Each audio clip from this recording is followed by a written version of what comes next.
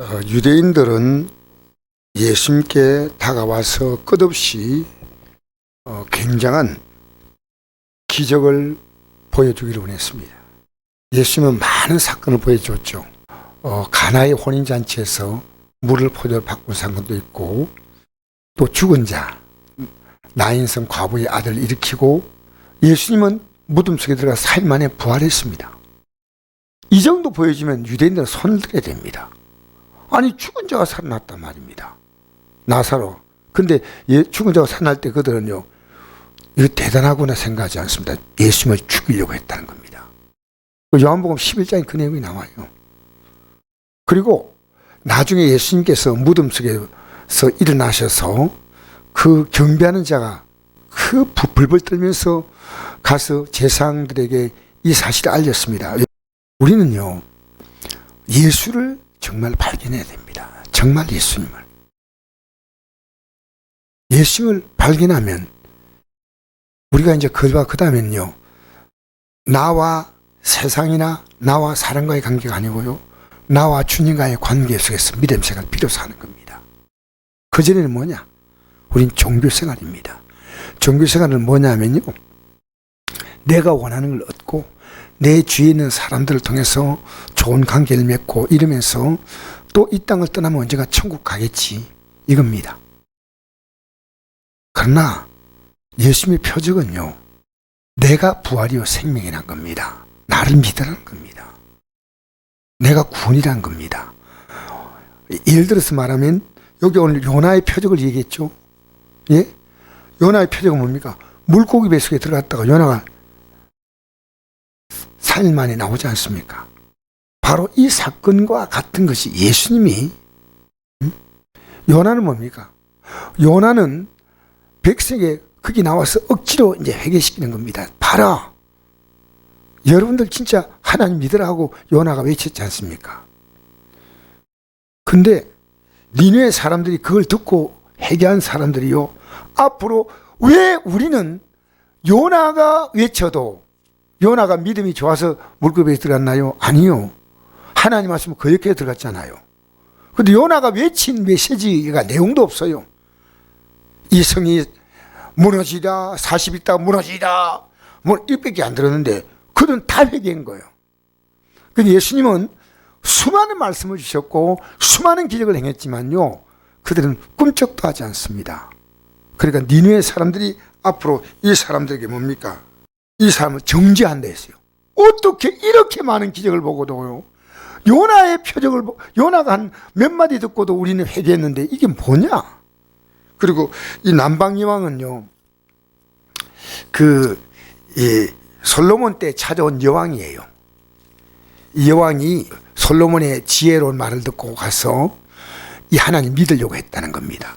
그래서 심판 때 남방이 일어나 이 사람을 정죄하리니 이는 그가 솔로몬의 지혜로운 말을 들고 땅끝에서 왔음이니와 솔로몬보다 더 크니까. 근데 솔로몬이 몇 마디 던져줬는데, 사실은 나중에 우리 그 사도행전 보면요, 에티오피아의 국고 맡은 간다게가 올라와가지고 예루살렘 성에 와서 거기서 예배드리고 돌아가면서 안타까운 심령을 가잖아요.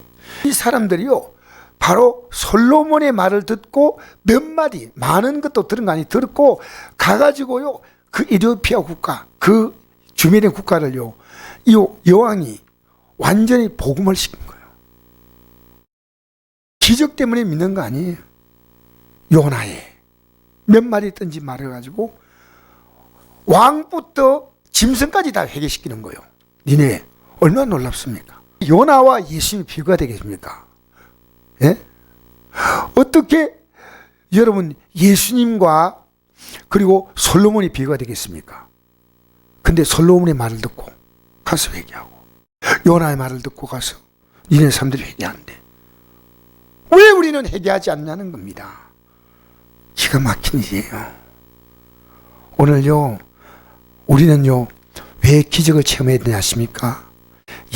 진짜 예수 믿으려고 출발을 시작한 사람은 하나님이 체험을 주셔요. 그럼 체험 주면 이게 뭐냐? 이 체험 가지고요, 이제부터 내가 예수 제대로 믿어야 돼. 요한복음 20장 19절 읽어볼까요? 시작. 너는 나를 본고로 믿느냐? 보지 못하고 믿는 자들은 복되다. 그렇죠? 이 누구에게 하신 말씀이겠습니까? 이 말씀은 바로 도마에게 하신 말씀이에요. 부활하신 예수님이 부활했다는 말을 도마는 예수님이 처음 부활에 나타났을 때 그 자리에 없었거든요. 그러니까 나중에 사람들이요, 우리가 예수님 만났다니까 말도 안 얘기하지 마라. 예수님이 8일 만에 나타났어 다시. 그렇게 도마가 예수님의 손을 만져보고 옆구리 만져보면서 깜짝 놀랐습니다. 그리고 주님을 내가 믿습니다. 나의 주 나의 하나님이요. 믿은 거예요. 그렇게 도마에게 주님은 네가 복이 있다고 말하지 않습니다. 본고로 믿느냐? 보지 못하고 믿는 자가 복이 있다. 우리는요, 예수 믿고 난 다음에요, 더 이상 내 환경과 삶을 보는 게 아니고요, 이제부터 주만 알아보는 거예요. 보고 믿느냐? 보지 못하고 믿는 자가 본고로 믿느냐? 기적이 뭐냐? 최고의 기적이요, 예수님이 날 위해서 십자가에 죽었다는 걸 믿는 거예요. 그보다 더 큰 기적이 없어요. 이게 있으면요, 이제 우리가 살아가는 삶에 어떤 문제가 생겨도요, 나는 그 문제가, 이 문제가 해결돼야지, 이 문제가 해결돼야지. 될 수도 있고 안 될 수도 있습니다. 그건 하나님은 어떻게 해요? 우리의 믿음 따라 저 영광의 땅에 가는 삶을 향해 보면서 하나님은 우리의 삶을, 우리는 몰라도 하나님은 아셔요. 그래서 하나님이 거기에 맞춰서 여러 놀랍게 우리를 이끌어 가시는 거예요. 지나고 나면요, 하나님의 신묘막측함을 알게 됩니다. 하나님이, 여러분, 그래서요, 예수 믿으면 안 좋은 환경이 더 복이에요. 좋은 환경이 복일 수도 있지만요, 안 좋은 환경이 더 복입니다. 왜 그러냐면요, 야고보서 이런 말씀 있죠? 내 사랑하는 형제들아, 내 여러 가지 시험 만나거든 온전히 기쁘기라. 이런 너희 믿음이 시련이 인내를 만들 너희가 알미라. 인내를 온전히 이루라. 이런 너희를 온전하고 구비하여 조금도 부족함이 없게 하려 합니다. 너희가 누구니 지혜가 부족하거든 모든 사람을 후해주시고 꾸짖지 아니하신 하나님께 구하라. 그리하면 주시라. 오직 믿음으로 구하고 조금도 의심하지 말라. 의심하는 자는 마치 바람에 밀려 요동하는 바다 물결 같으니 이런 자는 무엇인지 죽게 없기를 생각하지 말라. 그게 뭔지 압니까? 지혜입니다. 우리는요, 어떤 문제 만났어요, 해결이 중요한 게 아니고요, 지혜를 구해야 됩니다. 하나님이 이 문제를 통해서 내게 주시는 놀라운 영적인 지혜입니다. 제가 어떤 성도님과 대화하는데 이러더라고요. 자기 가족 가운데 어떤 문제를 만나서요, 갑자기 어려움 만나자요, 자기가 그 손잡고 기도했답니다. 뭘 기도했냐면, 주여 내 죄를 용서해 주시옵소서. 이거 나하고 관계 있다는 거예요. 하나님 나를 회개시키려고 주었다는 거예요. 그 말을 들을 때 내가 얼마나 기뻤던지요. 나는 우리 성도가 만나는 문제 때문에서 제가 그게 회개할 문제입니다. 제가. 여러분, 다니엘이 보니까요, 국가적으로 어려움 만나가지고 다니엘이 바벨론 포로 끌려갔다가 나중에는 메데바사까지 가죠. 그죠? 다니엘이. 근데 다니엘이 나중에 다니엘서 9장에 보니까 어떤 내용이 나오냐면요, 다니엘이 내 죄와 이스라엘 민족들의 죄를 회개합니다. 다니엘의 죄가 있더라니까요. 우리와 관계 있는 모든 사건은요, 왜 죄가 있느냐? 내가 죄가 하나도 없다. 근데 어떠면, 여러분, 저는 이제 생각합니다요, 내가 정말 가족을 위해서 얼마나 기도했던가, 내가 성도를 위해서 얼마나 기도했던가. 사무엘 선지자가 이스라엘 백성들에게 한 말이 있죠. 그가 기도를 쉬는 죄를 범하지 않겠다 했지 않습니까? 우린 죄가 없다고요? 아니요. 내가 기도했다면 그렇지 않습니다. 우리는요, 정말 기도해야 됩니다. 내 가족에게 기도하고요, 나 자신에게 기도하고요. 이 기도한다는 게 너무너무 중요한 거예요. 우리 성도에 기도하는 거고요, 난 우리 동료 목사님들이 기도하는 거고요. 내가 정말 더 많은 분들이 기도해야 되겠다. 내가 나와 관계 있는 많은 우리 성교지, 성도들, 그들의 가족들, 우리가 기도할 수 있는 건요, 우리 믿음이 커지는 것은 내가 기도할 영역이 넓어지는 겁니다. 알겠습니까? 기도가요, 자기에 머무는 사람은 안 됩니다. 이 다니엘의 기도가요, 이스라엘의 죄를 자복합니다. 대한민국의 죄를 자복합니다. 우리가 할 일은 뭡니까? 기도해야 됩니다. 비판할 것이 아니고 기도하면 하나님의 선한 손이 붙들어줄 줄 믿습니다.